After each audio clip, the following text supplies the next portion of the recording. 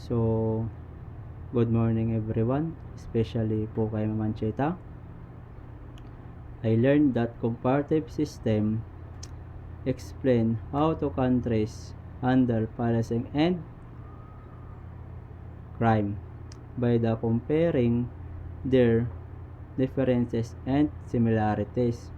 So the studying other nation to help improve crimes responses and identify effective practice. So I also understood key policing theories such as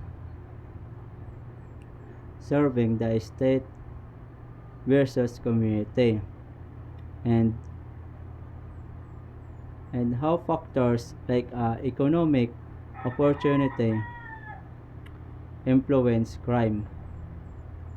Yun lang po ma'am. Thank you po.